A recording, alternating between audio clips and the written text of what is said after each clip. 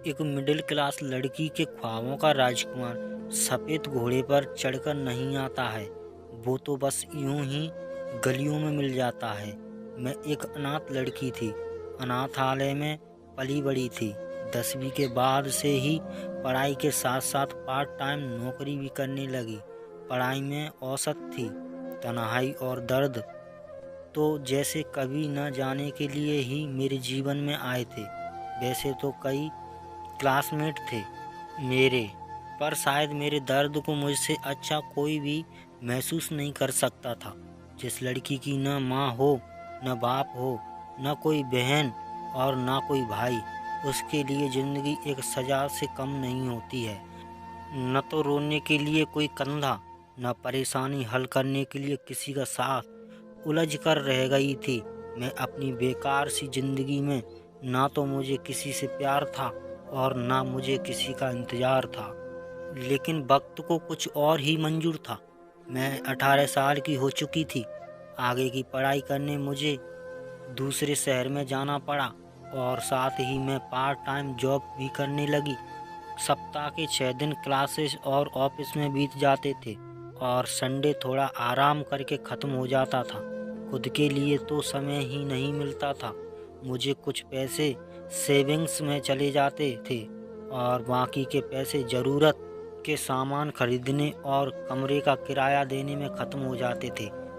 तभी एक दिन में ज़िंदगी ने एक नई मोड़ ली। मेरे घर के बगल में रहने एक नया पड़ोसी आया। वैसे तो मैंने पहले से उसे नोटिस नहीं किया, लेकिन धीरे धीरे मैं उसे नोटिस करने लगी। मेरे घर से बाहर जाते वक्त और वापस घर आते समय वो अक्सर छत पर टहलता हुआ मिल जाता था। उस दिन हमने एक दूसरे से पहली बार बात की। धीरे धीरे बातों का सिलसिला शुरू हो गया। उसने बड़ी ही चालाकी से मुझसे मेरा फ़ोन नंबर मांगा और फिर मुझसे फ़ोन पर बात करने की परमिशन मांगी। अब हम दोनों अक्सर रात रात भर बातें करने लगे। वो पढ़ाई में भी मेरी मदद करने लगा। जब मैंने पहली बार उसे आई लव यू कहा तो उसका चेहरा देखने लायक था। शायद वह नर्वस भी था और खुशी भी। उसने मुझे महंगे महंगे गिफ्ट ला कर दिए। हमने प्यार में साथ साथ जीने मरने की कसमें खाई। मैं बहुत खुश थी कि मेरी तन्हाई को दूर करने वाला और मेरा ख्याल रखने वाला कोई मुझे मिल गया था। मैं सपनों की दुनिया में रहने लगी और अपने आने वाले सुनहरे कल के सपने बुनने लगी। वक्त बीतने लगा। देखते देखते 3 महीने गुजर गए। अब उसने बाइक ले ली। हम दोनों बाइक पर घूमने जाने लगे। पर कहते हैं ना कि प्यार अंधा होता है। उसके प्यार में मैं अंधी हो गई थी। मैंने उसे पहली बार किस किया। मैं बहुत खुश हुई। एक दिन वो मुझे बाइक में बैठाकर शहर से दूर ले गया। वो मुझे ज़बरदस्ती एक होटल में ले गया और फिर उस दिन कुछ ऐसा हुआ जिसने मेरा प्यार पर से भरोसा ख़त्म कर दिया और यह भी बता दिया कि एक माँ अपनी बेटी को इस दुनिया में जीने के लिए जो बातें सिखाती है वो बातें कितनी ज़रूरी होती हैं। उस मुझे माँ बाप की कमी बहुत महसूस हुई। उस बेवफा लड़के ने मेरा बलात्कार किया और फिर मुझे अपने दोस्तों के सामने परोस दिया। कुछ घंटों ने मेरा जीवन बर्बाद कर दिया। उन सब ने अपने हवस की प्यास बुझाई और मैं बेबस बनकर सब कुछ सहती रही। मेरा सब कुछ लुट चुका था और अब मुझे जीने की कोई इच्छा नहीं रही थी। वो मुझे बाइक में बैठाकर वापस घर की ओर बढ़ चला।